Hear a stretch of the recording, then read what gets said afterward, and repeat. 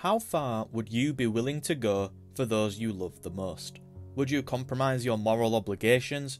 Would you risk losing yourself in order to bring the one you love back? These are the questions that Banishers Ghost of New Eden asks you as you delve into its world, deciding who lives and who dies, who must be used as a sacrifice for your resurrection ritual. Banishers Ghost of New Eden begins with you playing as Antea, alongside your lover, Red 13. I mean just Red. Red and Antea are Banishers. Their job is to solve hauntings, one of three ways. The first is to banish the ghost, forcefully sending them to the void. The second is to ascend the ghost, peacefully sending the ghost to the afterlife. The third is to blame the hauntee, killing them by absorbing their life essence. In the opening of the game, the pair investigate a haunting, but bite off more than they can chew, leading Antea to tragically lose her life. In a twisted sense of irony, Red is then haunted by the ghost of Antea, and you are then faced with a decision. You must swear an oath to either resurrect Antea or ascend her to the afterlife. The catch is, in order for Antea to be resurrected, you need to accumulate an unconfirmed amount of life essence from other people, also known as blaming them, thus killing them. And from here, the game really begins. The story places you in a world where death is not absolute, and your choices shape the future. In deciding whether to resurrect Antea or not, the game layers a moral dilemma into its central theme, pushing you to weigh the value of life, love, and justice. The personal and emotional stakes are high, making the storyline immersive and engaging as you consider how your decisions affect both individual lives and the broader world around you. Central to this is the idea that resurrecting someone isn't a simple act of love or restoration. You're faced with the stark reality that reversing death comes with deep moral and supernatural consequences. For Antea, returning to life could mean peace and restoration, but the potential for unseen repercussions looms large.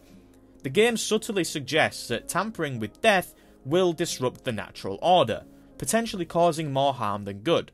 If you choose to resurrect Antea, you risk upsetting the balance between the living and the dead. This moral weight forces you to ask whether it's ethical to play with forces meant to be beyond humans' control, simply because you want somebody back. The story grapples with the idea that some things, like death, should perhaps remain final. Red can bring Antea back, but it won't be the same Antea he once knew. It will be an Antea that has coexisted with the deceased. Red also won't be the same. He would have to live with each life he's taken in order to bring back Antea. You are torn between Red's love for Antea and his duty as a banisher. This theme permeates much of the game. Does Red's personal attachment to Antea justify trying to bring her back, even if that goes against his role as someone meant to guard the line between the living and the dead? By putting you in Red's shoes, the game constantly asks you to reflect on whether love is a sufficient reason to defy greater responsibilities. In a world where the dead are meant to stay dead, resurrecting Antea feels selfish, even though the emotional pull is immense. The emotional weight of Red's choice to save or leave Antea also echoes through the lives of the other characters. By saving one life, you're dooming countless others, highlighting the personal and communal stakes of your decisions. The game does a truly phenomenal job of showcasing the true love between Red and Antea. This is a love as pure as it comes, and this has to play a part in your decision making. These two really are perfect for each other. Grief drives much of the game's emotional narrative. Red's reluctance to let go of Antea and the idea that love can overcome death reflects a very human experience. However, the game doesn't just glorify the idea of undying love. It also challenges you to consider whether it's healthy to hold on to someone who's already passed. Is Red's mission to bring back Antea fueled by genuine love, or is it a selfish refusal to let go and face the pain of loss? There are 5 stages of grief, as we all know, and Red is fixated in the first stage, denial. The moral undertone here is profound. By trying to resurrect Antea, Red might not only be defying nature, but also delaying his own healing. Letting go, as hard as it may be, is seen as an act of maturity and acceptance, even if it means living with the pain of loss. Another crucial element the game explores is the nature of souls and the boundaries between life and death.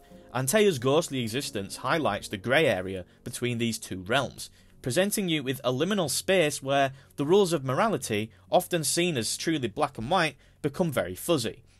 Resurrecting Antea challenges the very fabric of the game's world. You are asked to consider not just the emotional consequences, but also the existential ones. What does it mean to bring a soul back? Is the resurrected person truly the same as they were before?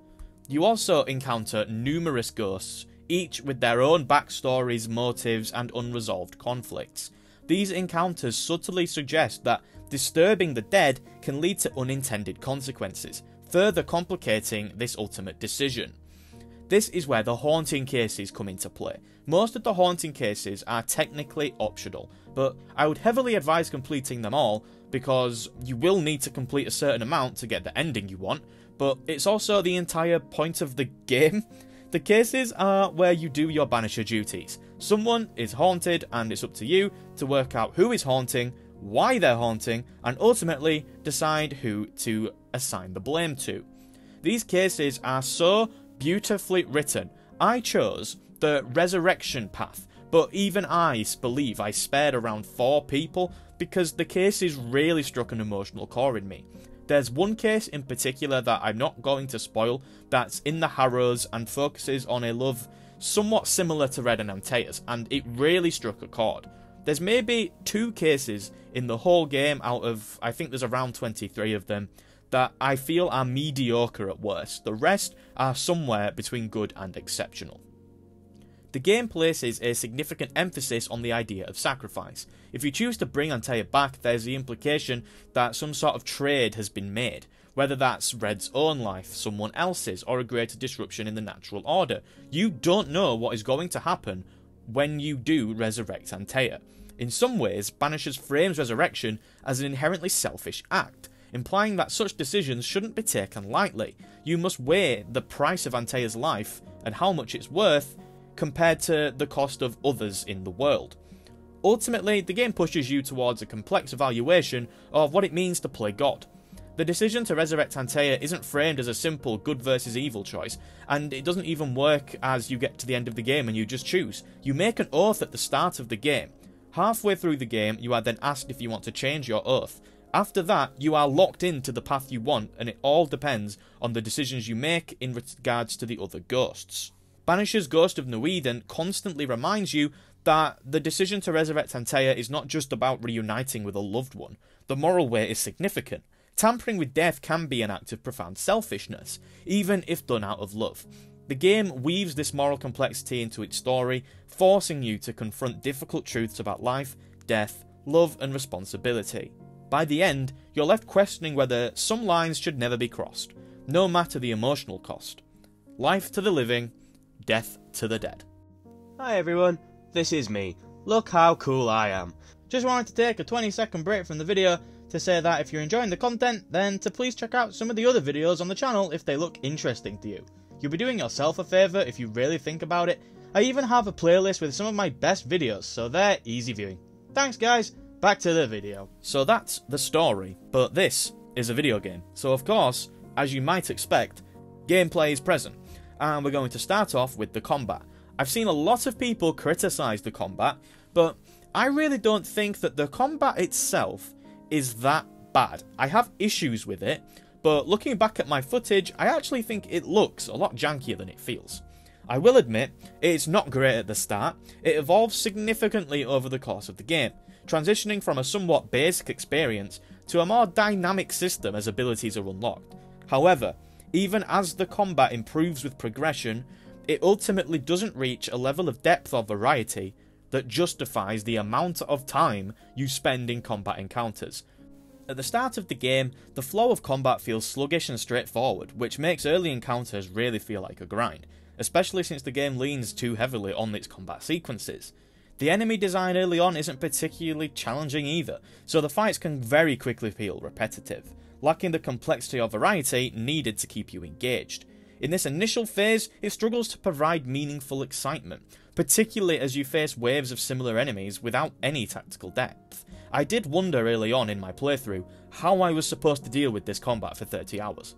However, as you progress through the game and unlock more abilities, the combat becomes much more enjoyable and layered, particularly once you unlock the rifle. This changes combat in a major way. Both Red and Antea have their own distinct sets of abilities that can be upgraded and customised to suit your playstyle. Red's arsenal expands from basic melee attacks with his sword to include powerful strikes, ranged options like his rifle, and these additions provide more variety and allow for more tactical combat decisions, which makes the encounters feel a little bit more strategic and rewarding. Antea fits into combat in a unique and interesting way. She is, of course, a ghost, and she serves as a spectral companion who unleashes powerful ghostly abilities. Her presence adds a dynamic element to the combat, as you must balance using Red's physical prowess with Antea's supernatural abilities. Certain enemies are weaker to either Red's attacks or Antea's attacks, so you are constantly switching between the two, and I genuinely believe it has a brilliant flow to it. This dual approach creates more strategic options, as you can switch between the two or combine their abilities to maximise damage and control the battlefield. Once you've unlocked and mastered these abilities, the combat becomes far more fluid. You start to see the synergy between Red and Antea's powers, which allows for more creative solutions to the encounters. The game introduces a variety of enemy types as the game goes on that require different strategies, which encourages you to experiment with both characters' abilities. Antea's integration into combat is one of the more well executed features of it. As a ghost, her powers feel like a natural extension of the game's themes and story, providing an interesting contrast to Red's more grounded, physical combat style. Antea's abilities often focus on crowd control and disruption, allowing her to support Red from a distance or take the lead in ghostly encounters. This balance between the two characters is not only a highlight of the combat system, but it serves to emphasise the close relationship between them both. It also serves as a constant reminder of her spectral state. She is dead, and her powers, while effective, underscore this nature, making you feel the weight of the moral decision you're constantly confronted with. You are always being shoved in your face the fact that Antea is dead, and it just keeps this decision rolling in your mind. Her role in combat ties with her presence to the core emotional and thematic conflicts of the game. Despite the improvements and depth that come with unlocked abilities and the synergy between Red and Antea, the combat in Banishers is just not strong enough to sustain the amount of it that the game throws at you. The sheer frequency of combat encounters becomes a noticeable flaw as you progress. Even as the enemies evolve and new enemies are introduced, the combat loop does begin to feel overexposed. You will find yourself facing combat fatigue. You will, there is no doubt about that, as the mechanics don't evolve enough to keep things fresh considering the length of the game. As I neared the end of the game, I would groan when combat would start, because it became a chore. I genuinely think that you could halve the amount of combat encounters in this game, and it would be better for it. But that may be a little extreme. Please let me know in the comments what you thought if you have played it. But this is also exacerbated by the fact that many encounters do just feel like filler, designed as to stretch the game's length rather than to provide meaningful challenges or progression. The same enemy types are often recycled, and the environments in which you fight start to feel repetitive as well. The combat never really feels like it's progressing the story, it just becomes an obstacle you need to do to continue on to the next narrative beat. This imbalance between the quality of the combat and its overuse becomes more glaring the deeper you get into the game. I've always been a story over combat kind of guy, and whilst this game's story is exceptional, and the combat in my opinion decent, it's not decent enough for it to be this prevalent. The only bone I'm willing to throw at Dontnod in terms of this is that you could argue that it is symbolic of Red's internal conflict. Just as you get wary of endless fights, Red is also grappling with the endless emotional battle of keeping Antea's spirit in his life. So you could argue that the grind of combat mirrors the emotional and moral grind that Red is enduring throughout the story, although you could also argue that that seems a bit English teachery. However, while this metaphor adds a layer of meaning to the combat, it doesn't excuse the fact that the mechanics themselves lose their appeal due to repetition. In the end, this is a video game, and the combat system of this video game, while thematically resonant, simply isn't deep enough to sustain the heavy reliance upon it. The connection between the combat and the narrative is strong, but the combat itself needed more variety. In terms of the world, there are three main communities you deal with in Banishers. There's I forgot the name of them. There's the community in the woods, there's the community in the mountains, and there's the community in the fields. Each one has an issue with the supernatural, and as a Banisher, you choose to help out, or start killing people, really up to you. These individual arcs are incredibly detailed and offer fantastic, brilliant mini-stories to delve into as the main narrative progresses alongside. The world of Banishers invites exploration, and the game does reward those who take the time to venture off the beaten path. The frontier landscape is filled with secrets, hidden areas and lore that does enrich the story and provide valuable context for the events unfolding around you.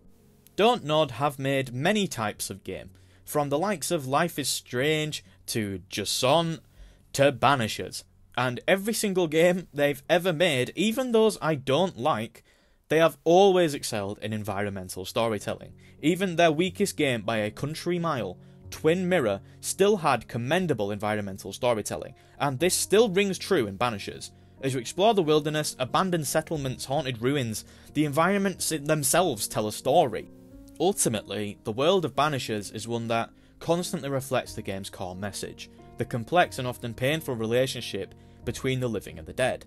As you uncover the world's secrets, you are reminded of the central moral dilemmas that Red and Antea are facing, giving the game's exploration a deeper meaning that goes beyond simply finding loot or completing quests. It's a world full of ghosts, both literal and metaphorical, where every discovery adds weight to the game's theme of loss, love, and the consequences of meddling with unforeseen forces. Banishers is a fantastic game. I have a real soft spot for games that deal with depth in such a profound way. Games such as Spiritfarer changed my life. Games such as Persona 3 Reload tackled the knowledge of death head on. And then we have Banishers, that tackled the age-old "I'd do anything to bring them back" fallacy. You can bring your loved one back in Banishers Ghost of New Eden, but risk losing yourself in the process. Once again, life to the living, death to the dead. Thank you for making it to the end of this video. I hope that you enjoyed this video as much as I enjoyed the game. But for now, that is all. If you did like it, click the like button because that just makes sense. If you did like it, I would assume you would want to see more videos like this one, in which case that's what the subscribe button is for, because I upload every single week. But for now, that is all. Have a nice day, and goodbye.